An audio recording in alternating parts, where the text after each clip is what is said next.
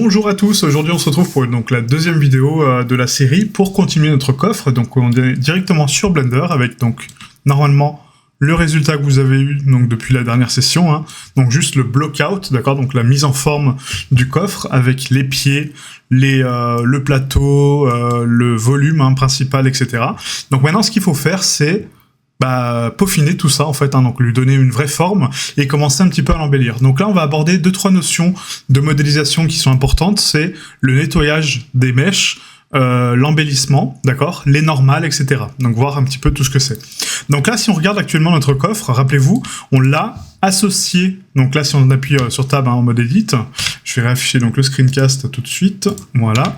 Donc si on appuie sur Tab en mode Edit, on appuie sur L pour sélectionner donc la face. Là, on voit que ça ne sélectionne pas tout le mesh, mais ça ne sélectionne qu'une seule face. D'accord ? Donc du coup, on a donc les deux faces sélectionnées ici. Hein, si je prends celle-là, on voit qu'elles sont parfaitement dissociées. Elles ne sont pas jointes. Or, la géométrie, en fait, donc il faut savoir que du coup, c'est un volume fermé. Là, actuellement, si vous regardez donc un plan basique comme ça, donc juste une face fermée, elle n'a pas de volume. Elle a une aire, d'accord, une aire d'apparition, hein, une zone d'affichage, mais elle n'a pas de volume. Donc pour donner un volume, il faut fermer les faces et du coup donner un réel volume en 3D. Donc c'est-à-dire de la profondeur, de la largeur et de la hauteur. Donc de la 3D. Donc pour faire ça, on va commencer par le plateau ici. Hein, on va appuyer sur la touche slash pour l'isoler des autres mèches. Et là, si je regarde déjà par rapport à ce mesh-là, on voit que j'ai des lignes que j'ai tracé pour créer ma construction, hein, donc des lignes de repère, mais j'en ai plus besoin. J'en ai pas réellement besoin pour ma construction. Mon plateau, quand je regarde mon plateau, il n'a pas des lignes qui traversent comme ça sert strictement à rien. Donc pour supprimer ces lignes, c'est assez simple, on va passer ici donc en mode arrête, on va sélectionner ces lignes avec Shift, Alt, clic gauche, et on vient les sélectionner une par une. Et ensuite on appuie sur X pour les dissolve, donc les dissoudre, pas les delete. Si vous les supprimez, ça supprime également les faces, vous voyez. Donc si on les dissout, par contre, si on les dissolve, ça va juste enlever la géométrie. Donc il y a cette méthode-là, ou sinon il y a une autre façon, c'est qu'on va sélectionner donc, tout le mesh avec la touche A, on va appuyer sur Q, sur notre quick favori, et on a ici donc le limited dissolve, donc la dissolution limitée. On va cliquer dessus, et là, normalement, il va retirer toute la géométrie qui n'est pas nécessaire à son volume. Mais encore une fois, c'est pas c'est pas automatique. Hein. Des fois, ça ne marche pas. Donc, vérifiez bien toujours vos mèches pour voir s'il n'y a pas de points d'accroche supplémentaires. Donc, les mesures sont là pour ça. Si on n'a pas des mesures intermédiaires, comme là, j'ai bien 0,03 sur la hauteur, hein. J'ai bien 0,8 sur la largeur, d'accord, 0,8, 0,4 sur la profondeur. Donc, c'est bon. Je n'ai pas de valeur parasite. Si j'ai des valeurs parasites, supposons que là, j'avais un vertex qui était resté par rapport à une ligne de coupe. Donc là, je le crée, hein. C'est juste pour vous montrer, hein, le faites pas. C'est juste pour vous montrer. Voilà, si j'avais donc un vertex parasite, je sélectionne tout mon mesh et là, j'ai bien, vous voyez, une valeur parasite. 0,4 et 0,4. C'est pas normal, je suis censé avoir 0,8 et 0,8. Donc du coup, je dissous le vertex qui est en trop pour avoir toujours les mêmes valeurs des deux côtés. Ok ? Voilà, donc là, mon plateau est propre. Donc, du coup, on va faire un Q Rotation and Scale, donc appliquer la rotation et la taille. Et là, si je regarde donc l'origine de mon mesh, si là, je le retourne, hein, si je fais R, X, donc R pour rotate et X sur l'axe X, je le tourne, mais je le tourne pas sur lui-même, bizarrement. Je le tourne par rapport au petit point qu'elle a. Donc ça, c'est l'origine de mon objet. Et l'origine, elle est censée être toujours au niveau du volume. Mais est-ce que là, on a un volume fermé ? Non. On a juste de la hauteur, certes, de la profondeur, de la largeur, mais ce n'est pas un volume fermé. C'est un volume ouvert. Donc, pour le fermer, on va sélectionner nos deux arêtes, donc là où c'est ouvert, hein, voilà, et on va appuyer sur la touche F, donc la touche pour fermer la face. Et là, j'ai un volume fermé. Comment je le sais ? Tout simplement en passant en mode Edit, je peux prendre chaque arête, vous voyez, et là ça déplace le volume dans l'ensemble, ça ne déplace pas juste un plan comme je vous ai montré tout à l'heure avec l'autre mesh, ok ? Maintenant je veux replacer mon origine ici, comment je fais ? Q, donc rotation et taille, et ensuite origine vers géométrie. Et là il va se placer parfaitement au centre de mon mesh. Qu'est-ce qui va définir le centre de mon mesh ? Ça va être la l'importance des arêtes. Donc là, c'est une notion un petit peu complexe à expliquer, mais pour vous montrer un petit peu, je pense que je peux vous le montrer avec l'influence des faces. Je vais vous montrer comme ça. Donc l'influence des faces, donc ici avec le viewport, hein, on peut afficher donc la position des faces. Supposons que j'ai une coupe ici. D'accord, donc je rajoute une coupe aléatoire, hein, voilà, par exemple ici. Voilà, j'ai besoin de cette coupe-là pour faire un ornement ou peu importe. Là, j'ai rajouté du poids de vertex, hein, on le voit par rapport aux lignes, c'est-à-dire que là, j'ai une ligne en haut, et là, j'en ai une en haut, mais par contre, elle est légèrement décalée sur la droite, d'accord ? Elle n'est pas centrée. Si maintenant, j'applique ma rotation et ma taille, mon origine vers ma géométrie, vous voyez l'origine, comment elle s'est déplacée ? Donc, l'origine d'un mesh n'est pas définie par rapport à son volume, d'accord ? Ça va pas prendre le centre parfait de votre mesh, ça va prendre le poids d'influence. Là, ici, j'ai 1, 2, 3, 4 vertex, d'accord ? Donc 4 vertex, 4 points, et là, j'en ai 1, 2, 3, 4, 5, 6, 7, 8. Donc, mon mesh est plus lourd en vertex, en termes de poids de vertex, hein, c'est pas un poids réel, hein, c'est pas des kilos, mais c'est un poids donc d'influence. Donc j'ai plus de poids sur la droite, donc du coup mon origine va se placer plus sur la droite. Si je rajoute une deuxième loupe, donc là ça me fait pas 8 points, ça me fait 12 points, j'applique mon origine vers ma géométrie, et vous voyez le point s'est décalé encore une fois. C'est-à-dire que mon influence, mon point d'équilibre est penché parce que j'ai rajouté du poids de vertex. Donc ce qui fait le poids d'un mesh, donc là, je vais faire des CTRL-Z, hein, ça sert à rien. Hop, c'était juste pour vous montrer. CTRL-Z, CTRL-Z, tac, voilà. Donc le poids d'un mesh est défini par rapport à ses vertex. Là, j'ai toujours mon suppléant de vertex. Vous voyez, quand là, mon origine s'est décalée, pourquoi ? Parce que, rappelez-vous, j'avais créé une loupe collée contre ma paroi. Donc là, on va la dissolve. Voilà, donc là, si j'applique mon origine vers ma géométrie, là, elle est parfaitement centrée. Parce que j'ai le même poids à gauche qu'à droite. Donc bien faire attention à ça, quand vous créez un mesh et que vous voulez avoir le centre parfait du mesh, il faut absolument prendre deux opposés. Encore une fois, un autre exemple, hein. Donc là je vais créer donc ma loupe comme tout à l'heure, voilà. Je fais mon origine vers ma géométrie, mon origine vers ma géométrie, donc là il est décalé, mais j'ai besoin qu'il soit vraiment au centre de mon mesh, je veux pas que ça se décale. Comment je fais ? Bah tout simplement, je vais prendre deux repères, donc ma gauche et ma droite, je vais mettre mon curseur, donc Shift S, curseur vers sélection, donc là ça me prend le centre parfait de mes deux points, j'ai un vertex, deux vertex, un vertex, deux vertex, donc ça va calculer le poids central de ces deux parties que j'ai sélectionnées, et là je peux faire origine vers curseur 3D, donc remettre mon origine parfaitement au centre. Est-ce qu'elle est parfaitement au centre ? Non. Elle est sur la face. Pourquoi ? Parce que j'ai pris ce repère et ce repère qui sont sur ma face. Si par contre je prends ce repère et ce repère en plus, je fais un curseur vers sélection, là j'ai le centre parfait de haut, bas, ok, et de gauche-droite, hein, bien sûr, et là je peux faire mon origine vers curseur 3D. Là j'ai exactement la même origine que si je n'avais pas mon arête ici. Ok ? Voilà, donc ça c'est un petit point vraiment technique, hein, du coup, que je voulais aborder, parce que ça peut être intéressant. Des fois les gens ne savent pas pourquoi pardon, je fais n'importe quoi, pourquoi les meshs ne sont pas parfaitement centrés, etc. C'est normal. Ok. Du coup, donc on va remettre donc le centre, voilà, tac, voilà. Donc là, on a notre plateau fait, hein, donc 3 cm, etc. Super. Donc on a un volume fermé. Notre premier mesh, donc ici, on va commencer à parler de nomenclature de mesh, donc comment les renommer, comment les trier correctement. Et il faut instaurer une nomenclature. Donc la nomenclature, normalement, elle est imposée dans l'industrie du jeu vidéo ou même de l'industrie de la 3D. C'est je vais vous la donner au fur et à mesure, hein, de toute façon je vais pas tout détailler maintenant, mais quand on tape donc SM, d'accord, donc SM, c'est static mesh, donc un mesh statique. Ça ne veut pas dire qu'il sera pas animé, d'accord, ça veut juste dire que c'est un mesh fixe, il n'a pas d'armature, il n'a pas de rig. Si on met SK, d'accord, donc c'est static kinetic mesh, donc c'est un kinétique, donc c'est à dire qu'il y a un squelette dessus, là ça veut dire que c'est un mesh qui va bouger avec une armature. Mais ça, on y reviendra plus tard, ok ? Donc SM, tiret, pourquoi tiret ? Parce que du coup, c'est il y a pas d'espace en fait en 3D. Hein. Si vous faites un espace, c'est pas compris par certains logiciels. Donc pensez bien à mettre des tirets, donc tirets du 8. Hein. SM, on va mettre plateau. Enfin, on va mettre coffre, hein, déjà, donc la désignation de l'objet à quel il appartient, donc le static mesh. Encore un tiret, et là on va mettre plateau haut. Voilà. Après, vous pouvez appeler ça comme vous voulez. Hein. Moi j'ai mis plateau, vous pouvez appeler ça planche du haut, enfin voilà.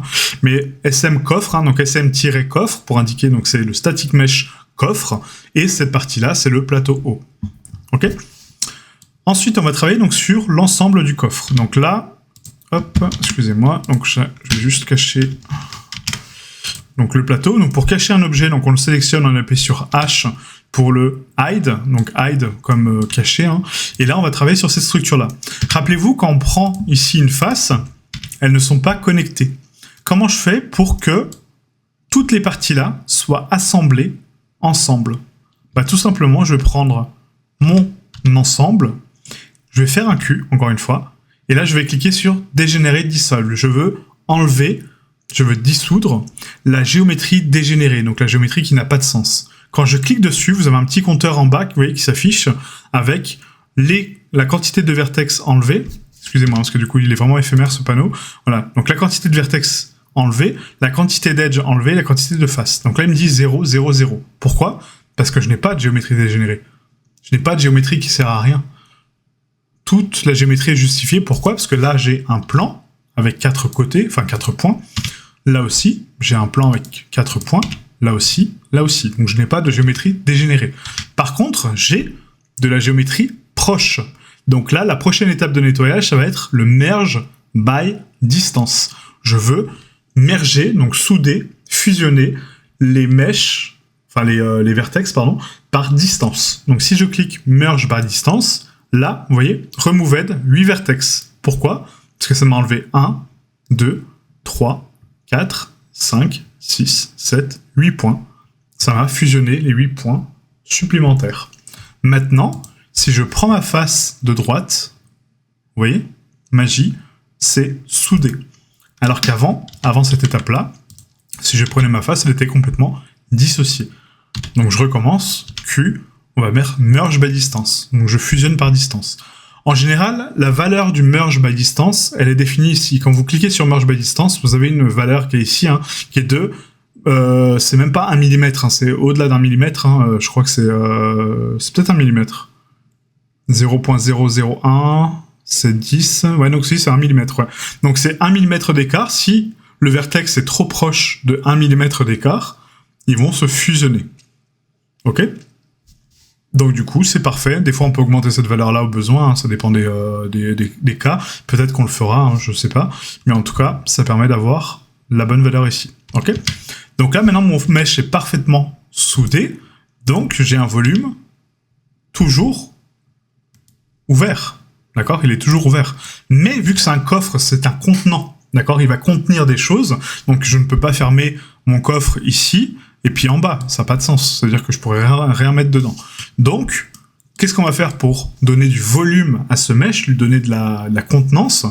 Il faut le solidifier. Donc, l'épaissir. Donc, on va quand même fermer la planche du bas. Donc, on va sélectionner donc tout le bas avec Shift Alt clic gauche. On appuie sur F pour fermer la face. Et là, on a notre mesh fermé, mais qui n'a pas encore de volume. On va faire un Q rotation taille origine vers géométrie pour recalculer donc la densité et le volume de mon mesh.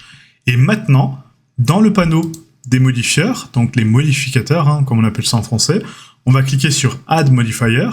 Et là, dans Generate, on a le Solidify. Donc le Solidify, qu'est-ce qu'il va faire? Il va créer donc une paroi supplémentaire, d'accord? Il va dupliquer la face sur laquelle vous travaillez, donc il y a une face simple. Il va lui donner du volume en la fermant, ok?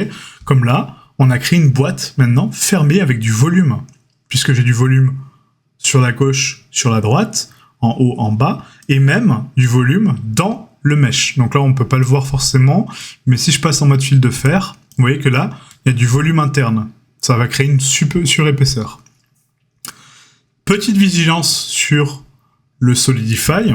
Si j'isole mon mesh avec slash, hein, on va enlever le fil de fer, hop, voilà, et que je passe avec la touche 7, là, actuellement, si on passe en mode edit, j'ai que la valeur de mes arêtes extérieures, d'accord? Donc 0,7, 0,7, mais je ne peux pas cliquer sur les arêtes intérieures, vous voyez? Celles qui ont été créées par le Solidify. Pourquoi?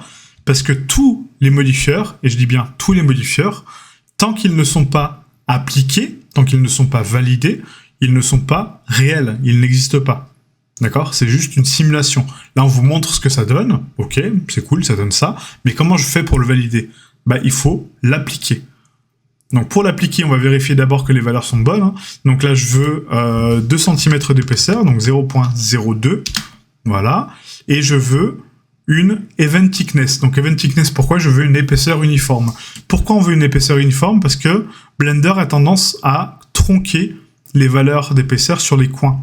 Là, si je coche cette case-là, vous voyez la différence? Là, j'ai 2 cm. Là, j'en avais que 1,5 quasiment. Pourquoi? Parce qu'il tronque les valeurs sur des valeurs rectangles. Donc, je clique bien sur Event Thickness. J'ai bien le fil pour le remplir, hein, pour remplir les faces en plus. Là, je me rends compte que 2 cm, c'est un peu too much. On va mettre 0,01, je pense, c'est pas mal. Ouais, des planches assez fines. Hein. Oui, 0,01, voilà.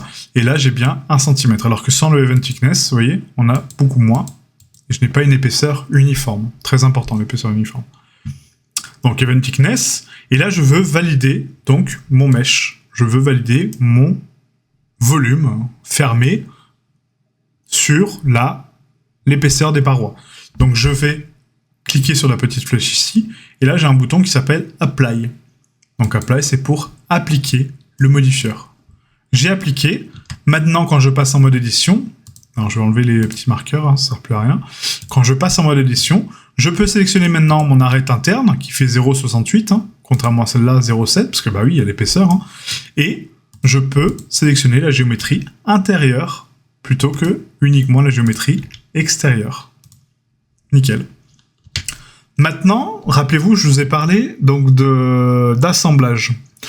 Pourquoi on assemble un mesh hein, par rapport à la... Ça, je vous l'ai expliqué au tout début, hein, je ne sais pas si vous avez si vous avez retenu, mais c'est qu'on essaie de créer des meshes réalistes, d'accord? Donc des choses avec de la profondeur et pas juste plaquées comme une image sur un plan basique.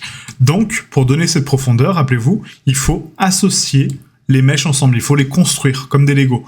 Si vous assemblez 2 briques ensemble, vous allez voir un petit ombrage de contact, d'accord, qui s'appelle là-haut, l'ambient occlusion, qui est un ombrage de contact autour du mesh pour justifier l'assemblage, pour dire, ok, j'ai une partie, j'ai une deuxième partie, je les assemble, certes, elles sont plus qu'une pièce, mais je vois toujours là le petit trait de jonction. Ça, c'est très important en 3D, parce que ça donne beaucoup plus de réalisme et ça donne beaucoup plus de profondeur au mesh. Si ce coffre-là, actuellement, je le laisse tel quel, on va se dire, ok, bah du coup, la pièce, elle est sortie d'usine en un bloc, il n'y a pas eu de coupe, il n'y a rien eu, il n'y a pas d'assemblage, hein. C'est une pièce neutre, voilà, il n'y a rien. Voilà. Donc je vais juste enlever le wireframe, hein. Voilà, c'est une pièce en un seul bloc, il n'y a pas d'ombrage de contact. Alors que faux, normalement c'est une planche, 2 planches, 3 planches, 4 planches et 5 planches. Assemblées, collées ensemble, certes, elles sont peut-être très très proches, vraiment limite soudées, mais on a toujours cette petite rainure d'ombrage de contact. Donc pour faire ça, c'est très simple, on va prendre la face intérieure, la face extérieure, le dessus, ok? On va faire un P pour séparer cette planche à part, ok? On continue, devant, derrière, au-dessus, P, séparer la sélection, devant, derrière, dessus, P pour séparer la sélection, devant, au-dessus et derrière, et P pour séparer la sélection. Maintenant, là, vous voyez, en fait, au niveau des noms, hein, j'ai cube 1, qui est ma planche de droite, cube 2, qui est ma planche du dessus, enfin du dessous, pardon, cube 3, qui est rien du tout, ah non, qui est mon autre mèche, pardon, excusez-moi, le cube 4 aussi, c'est l'autre mèche, ça, voilà, donc le 5, le 6, et pour finir, le 7. Ok? Donc j'ai bien mes 5 planches. Maintenant, si j'isole une de ces planches, on va commencer par celle-là, slash, j'ai 3 faces, donc 1, 2, 3, Mais est-ce que c'est un volume fermé? Bah non. Il est toujours ouvert. Donc pour le fermer, on va prendre l'arête qui est ici. On va faire un F. On prend cette arête-là, F. On prend cette arête-là, F. Là, j'ai un volume fermé. On va faire un Q, rotation de taille, origine vers géométrie, slash. Et là, j'ai mon mesh propre. Vous voyez l'ombrage de contact qui se dessine? Cette petite rainure qu'on n'avait pas au départ. Et encore, là, c'est pas fini, on va l'accentuer par la suite. Ok? Donc, on va faire ça pour toutes les planches. Donc, slash, on prend la planche, on sélectionne l'arête qui n'est pas fermée, on fait un F, là aussi, F, F, voilà. Q, rotation de taille, origine vers géométrie, hein, toujours. Ça doit devenir un automatisme. Hein. Rotation de taille, origine vers géométrie, tout le temps, tout le temps, tout le temps. Enfin, quand vous validez votre mesh. Hein. F, F, F, Q, rotation de taille, origine vers géométrie. Voilà. Hop. Hop, hop. On peut travailler autrement avec un modifieur, miroir, etc. Mais ça, bon, on verra plus tard. Là, je vous montre vraiment, c'est un tuto, comme je vous ai dit, débutant, intermédiaire. Donc, j'essaie vraiment de passer en revue pas mal de notions de 3D. Et on va doucement. Hein. On y va lentement, on va tranquillou. Là, je suis pas du tout rapide. Voilà. Donc là, j'ai créé mes 5 parties individuelles. Et vous voyez la différence comparé à ce qu'on avait au préalable? Là, j'ai vraiment cette petite rainure de marcation qui me dit, ok, ce n'est pas un mesh d'un seul bloc, hein, il n'est pas sorti comme ça d'usine, comme ça, entier. Il est assemblé. C'est 2 planches qui ont été coupées avec un angle à 90 pour les, enfin, à 45, pardon, à 45 pour les assembler, etc., pour les coller dessus, voilà, pour faire mon coffre. Super. Mais, si je n'avais pas fait ça, j'aurais pas eu cette petite rainure, donc du coup, moins de réalisme, un truc un peu plat. Donc maintenant, que j'ai appliqué ma rotation, ma taille, mon origine vers mes géométries sur mes 5 planches, on peut les réassembler. Mais on les réassemble pas en les fusionnant, comme tout à l'heure avec le Q merge, d'accord, en mode edit, hein, comme je vous ai montré. On va faire un P. Donc le P, c'est pour parenter, c'est mettre un parent sur quelque chose. Donc le parent, en fait, c'est comme un assemblage, donc on peut faire un P, c'est un parent, donc c'est-à-dire qu'on va garder les mèches individuelles et on va les parenter. Donc je vous montre la différence. Hein. Si on appuie sur P, en fait, set parent, donc du coup le parent devient le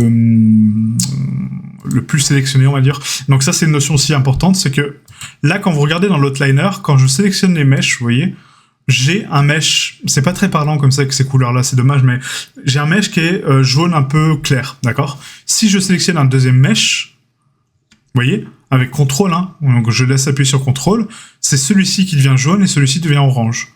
Donc, selon vous, lequel est le mesh actif, le mesh principal? Bah, c'est le jaune, pas l'orange, d'accord? Donc, l'orange, hein, et le jaune, c'est l'actif. Donc, le parent, quand vous parentez quelque chose, il faut que ce soit votre mesh de référence. Donc là, ça n'a aucune importance parce que c'est des planches, mais si vous voulez parenter un objet important, gardez bien en tête que le parent, ça va être celui qui est en jaune, pas les oranges. Ok? Donc moi, je veux que le parent soit, par exemple, la planche du bas. Oups, je me suis trompé. Donc la planche du bas, ça va être celle-là. Voilà. Donc j'appuie sur CTRL. Là, je fais un Shift, Shift, Shift. Et je veux que mon parent, ce soit ma planche du bas. Donc la 2. Donc je sélectionne ma planche du bas en dernier pour qu'elle soit active. Et là, je fais un P, donc pour parenter, et je vais mettre 7 parents. Donc là, mon parent devient mon cube, vous voyez, toutes les origines sont reliées à cette planche-là. Quand je déplace, ça déplace tout mon mesh. Ils sont parentés, mais ils ne sont pas fusionnés. Sinon, une autre méthode, c'est de joindre les meshs. Donc la différence entre le parentage, donc là je vous remontre, donc P parenté, donc je parente tous mes meshs, toutes mes planches, elles sont quand même individuelles et autonomes, mais elles sont déplaçables par rapport aux parents. D'accord? Le parent prend par la main les enfants, on va dire, et les emmène avec lui. Mais les enfants peuvent partir de leur côté comme ils veulent. Voilà. C'est une image un peu bizarre, mais c'est ça. Donc la différence entre le P et le J, donc le join et le parent, c'est que le parent, lui, il garde, donc le parent est ici, hein, il devient donc le parent, donc le maître des enfants qui sont ici. Hein. Donc là, on a 4 enfants pour un parent. Et ces enfants-là sont quand même sélectionnables individuellement. Contrairement au CTRL J, qu'on va faire tout de suite. Hein. Donc là, je fais un CTRL Z, tac, tac, tac, voilà. Donc là, si j'ai envie donc, de join, donc joindre les mèches, je fais un CTRL J. Là, ça me fait exactement la même chose, sauf que, au lieu d'avoir donc les planches individuelles, je ne peux plus cliquer sur les planches individuelles, d'accord? Je ne peux que sélectionner l'ensemble, le tout. Donc, j'ai un mesh, certes, quand je passe en mode édition, toujours séparé. Alors, hop, toujours séparé. Pourquoi ça me prend le... Voilà, toujours séparé, excusez-moi. Toujours séparé, en mode edit, mais par contre en mode objet, elles ne sont pas individuelles. Donc, en fonction des besoins, vous faites soit un CTRL-J, soit un CTRL-P. Voilà, il n'y a pas de règles là-dessus. Moi, je préfère travailler avec le CTRL-J, j'ai plus l'habitude. Mais dans ce cas-là, je me dis, bah tiens, CTRL-P, pourquoi pas, ça peut être sympa, parce que du coup, ça me permet d'avoir mes planches individuelles. Voilà, de travailler par la suite individuellement, de pas devoir les reséparer et de refaire tout le processus à l'envers, quoi. Ok ? Donc, on va faire un P et on les parente. Et là, on va nommer ça, donc SM, donc Static Mesh, coffre, toujours, hein, donc c'est notre coffre, et on va mettre structure, voilà, structure, tout simplement.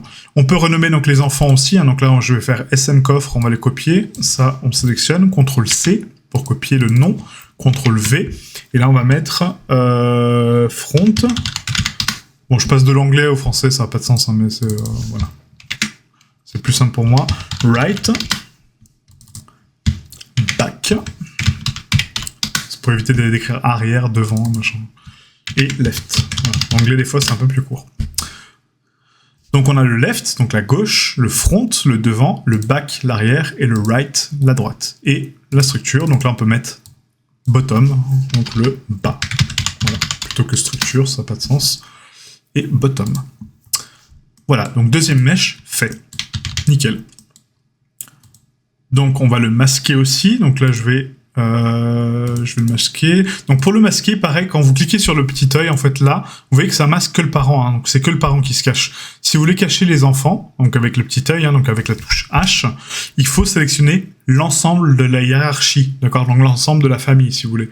Donc vous cliquez droit sur le parent, vous faites sélectionner hiérarchie, ok. Donc là ça sélectionne le parent et les enfants, et là vous appuyez sur H. Et là, ça cache toute la famille, ça ne cache pas que le parent.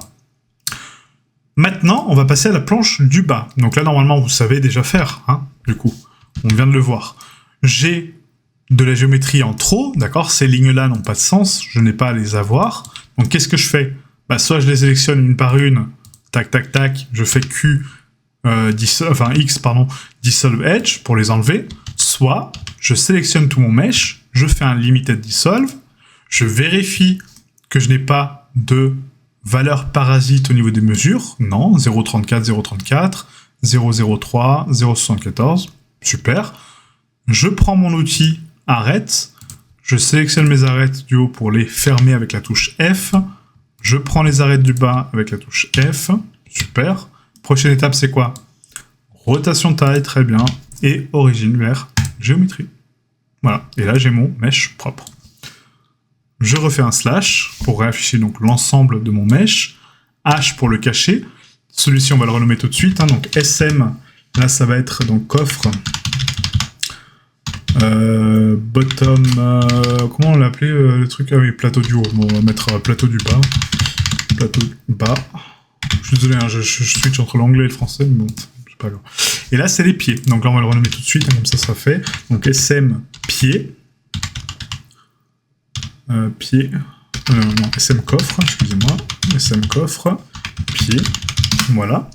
Et là, j'ai un cas typique où j'ai 4 fois le même mesh, d'accord ? Là, je sais que j'ai quand même pas mal de constructions à faire. Vous voyez, en fait, donc ce pied, ce n'est pas juste un cube. C'est un cube avec des rainures, avec des choses qui se passent, des angles, etc. Donc, est-ce que j'ai sincèrement envie de répéter 4 fois le même pied, en fait, pour faire exactement les mêmes manips ? Bah, je pourrais. Mais est-ce que c'est vraiment justifié ? Non. À part pour vous entraîner, hein, si vous n'avez pas l'habitude, vous pouvez faire les 4 individuels pour vraiment comprendre les manips et les travailler, mais c'est pas forcément justifié. Donc, au lieu de faire ça, on va se baser sur un seul pied. Donc, on va faire un L, L, L, L. Rappelez-vous, hein, donc, toutes les parois sont assemblées, elles sont individuelles, hein, je répète, hop. Voilà, si je prends donc, ma face ici, je peux la déplacer individuellement, elles ne sont pas encore soudées. Donc, on va prendre donc ces faces individuelles, je vais garder que le pied gauche, hein, peu importe, hein, vous gardez celui que vous voulez. Je fais un X, delete faces, donc pour supprimer les faces, et là je n'ai qu'un pied. Ok, super. Qu'est-ce que je fais avec ce pied maintenant? Bah, du coup, je dois le souder déjà dans un premier temps. Là j'ai une face, mais elles ne sont pas soudées, elles ne sont pas combinées. Donc je sélectionne tout mon mesh, Q, merge by distance, ok, 2 vertex. Pourquoi 2 vertex? Parce que j'ai un vertex, 2 vertex qui étaient très proches, donc ça m'en a enlevé 2, super. Et maintenant je veux fermer mon pied, parce que là j'ai que un demi-pied, enfin même pas un demi-pied, hein, j'ai un quart de pied. J'ai même pas le dessus ni le bas, hein, donc voilà. Donc un quart de pied, donc je veux un pied complet. Donc je fais faire une extrusion. Donc qu'est-ce que c'est l'extrusion? C'est quand on prend une arête ou un vertex, ou une face, hein, peu importe, hein, donc ça marche avec les trois, mais l'extrusion, ça veut dire qu'on part d'un point, on part d'une référence, et on l'extrude, on part de cette référence-là, et on va au-delà de cette référence en créant de la nouvelle géométrie.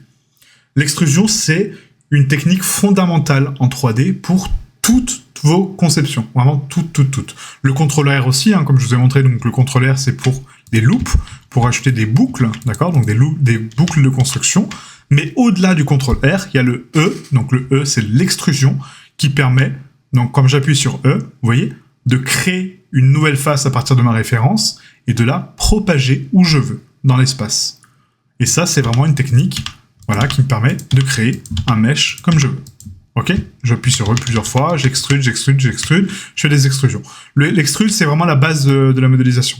Donc là, pour fermer mon pied, je peux extruder ma face, mais j'ai envie qu'elle se colle parfaitement là, mais sans qu'elle se rejoigne. Donc je connais l'outil snapping, c'est cool. Donc si je snap, bah oui, c'est cool, mais ça colle là sur cette arête-là. Mais c'est n'importe quoi, hein. J'arrive pas à la coller droit. Je peux essayer, hein, mais bon. Voilà, je la colle droit, ok, bon là c'est droit, après je la décale sur X, on va décaler comme ça, ouais, bon voilà. Je peux faire comme ça, effectivement. Mais la meilleure solution, c'est, quand je fais une extrusion, je peux bloquer un axe sur lequel j'extrude, donc là c'est quoi comme axe? C'est l'axe Y, exactement, l'axe qui passe devant moi là, l'axe Y, hein, je bloque l'axe Y, c'est-à-dire qu'elle va que devant ou derrière, et ensuite je viens avec l'outil aimant, donc l'outil de snapping, m'arrêter sur cette arête-là pour avoir mon cube parfaitement à la même taille. Là, j'ai bien 0,01, enfin 0,1, pardon, et là, j'ai bien 0,1. Maintenant que j'ai trois faces, je peux fermer mon pied, je peux fermer le haut, et je peux fermer le bas. Super. J'ai mon pied propre. On applique la rotation et la taille, l'origine vers la géométrie, et là, j'ai mon pied avec un beau volume, j'ai un petit cube de 0,1 par 0,1 par 0,1. Maintenant, on veut créer les petites stries qui sont ici, hein, donc les petits décalages, hein, qu'on voit ici. Et là, si j'analyse bien ma référence, on voit que les décalages ne sont pas juste des creux. C'est des creux, mais qui font se contracter dans la géométrie, d'accord? Ça fait comme une espèce de pente. Vous voyez là? Ça fait une pente, hein, donc après on a le creux qui est ici à l'intérieur, et ça fait une petite pente de chaque côté. Pour faire ça, c'est très très simple. Je vous ai parlé de l'extrusion, et je vous ai parlé du contrôle R. Donc selon vous, j'ai trois coupes identiques, hein, donc c'est quasiment des coupes identiques, hein, je pense, hein, ouais, c'est trois coupes identiques. Hein.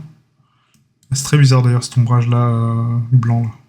Donc bref, trois coupes donc identiques, donc je veux le couper 3 fois. Donc je fais un contrôle R, ok, j'ai créé une loupe, mais j'en veux 3.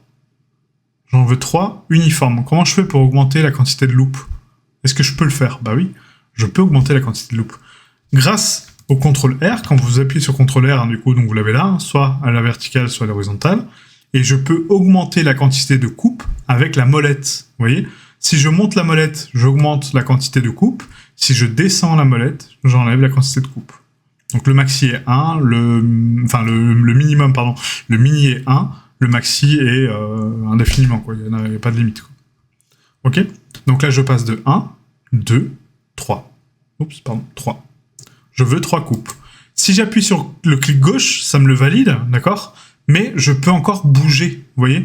Donc des fois, je peux faire un clic gauche et puis du coup bouger, et puis dire, wow, voilà, c'est bon, j'ai mes 3 coupes. Bah non, du coup là, je suis plus du tout uniforme. Là, j'ai 0,01, là, j'ai 0,25, là, j'ai 0,25, et là, j'ai 0,03. Quand vous faites des coupes et que vous les voulez uniformes, et je répète bien uniforme, je fais mes coupes, clic gauche, je ne clique sur rien d'autre, je ne déplace pas la souris, et je fais un clic droit tout de suite. Si je déplace un peu la souris, c'est pas grave, regardez, je vais faire 3 coupes, hein. Je déplace ma souris sans faire exprès, je me dis ah tiens j'ai bougé, c'est pas grave, clic droit, ça revient en place. Le clic gauche valide la coupe là où vous la faites, ok, par exemple je la veux là, donc je la valide avec le clic gauche. Si je la veux au centre et que je ne veux pas de décalage, je fais un clic droit. Et là ça me la centre parfaitement. Maintenant je veux créer cette zone-là d'écart. Ok, cette espèce de troncature un petit peu comme une espèce de dent de scie un peu qui rentre. Bah, comment je fais? Bah, du coup, j'ai mes 4 boucles, hein, donc mes quatre écarts. Je peux faire un scale et rentrer à l'intérieur. Mais là, vous voyez, qu'est-ce que ça fait? Ça va rentrer toute la géométrie à l'intérieur.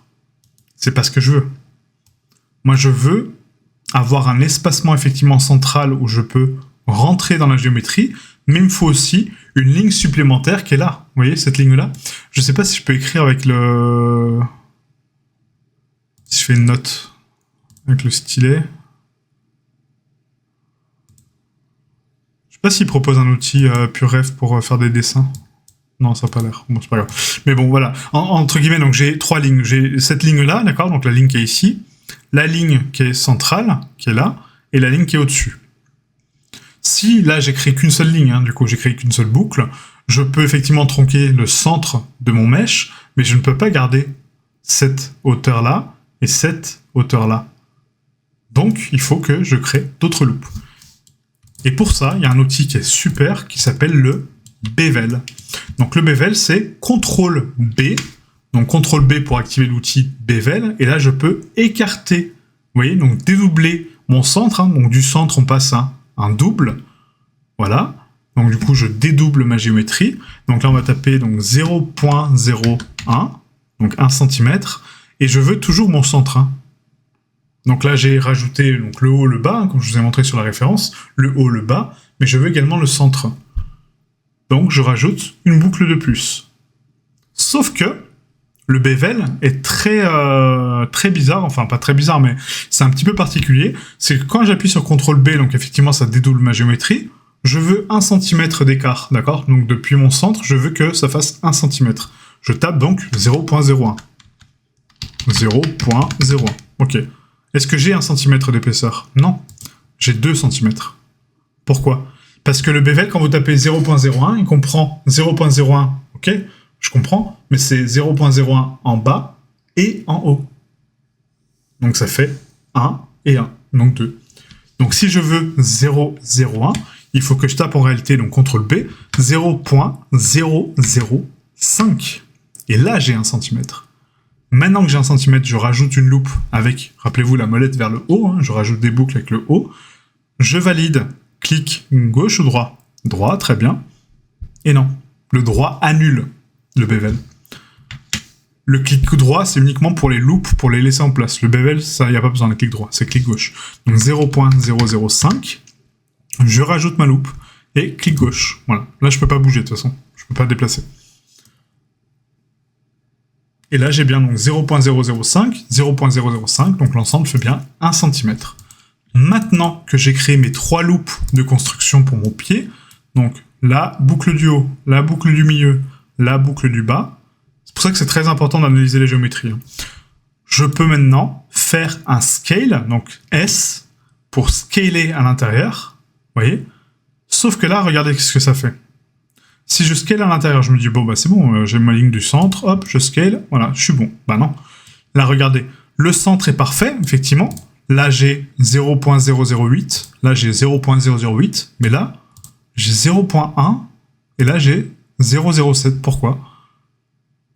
Qu'est-ce qui définit, selon vous, le centre d'attraction? Ça, on en a parlé en tout début de la vidéo. Qu'est-ce qui justifie, selon vous, le centre d'attraction des points? Des vertex, comme on l'a dit tout à l'heure. C'est le poids, effectivement. Et le poids, il est défini par rapport à quoi? Par rapport à l'origine. Quand je scale un mesh, il va être attiré vers son centre. Vous voyez? Tous les vertex se regroupent au centre du point. Ils vont essayer de rejoindre le point par tous les moyens. Donc, Je ne veux pas, moi, ça. Je veux que ça fasse comme au centre. Je veux que ça se contracte de manière uniforme. Donc, pour ce faire, c'est très simple. C'est que il faut activer un outil qui s'appelle donc les origines individuelles. Je veux individuellement que chaque sélection ait sa propre origine. Ne te base pas sur cette origine-là, sur l'origine du volume. C'est pas ce qui m'intéresse. Moi, je veux l'origine de cette sélection, de celle-là et de celle-là. Je ne veux pas la sélection d'ensemble. Je veux individuel. Donc, on a un outil qui s'appelle individuel origine. Les origines individuelles. Là, regardez maintenant la différence. Si je fais un scale, hop, waouh, trop bien. J'ai exactement la même valeur partout. Là, j'ai 0,83. Là aussi, là aussi, là aussi, là aussi et là aussi. Trop bien. Trop bien. Voilà. Donc bon, là je suis rentré un peu trop fort, hein. C'est un peu moins que ça. Donc on va faire un scale, donc origine individuelle, hein, toujours. Et on va taper une valeur fixe, on va mettre 0.95. Je pense que c'est pas mal. Ouais, 95, hein, c'est pas non plus... voilà. 0,95, ouais, voilà. Et là, j'ai mon pied de coffre. Super. Regardez ça. Tac. Donc, c'est quand même très droit, hein, comme angle. Hein. D'accord? C'est vraiment très brut. Hein.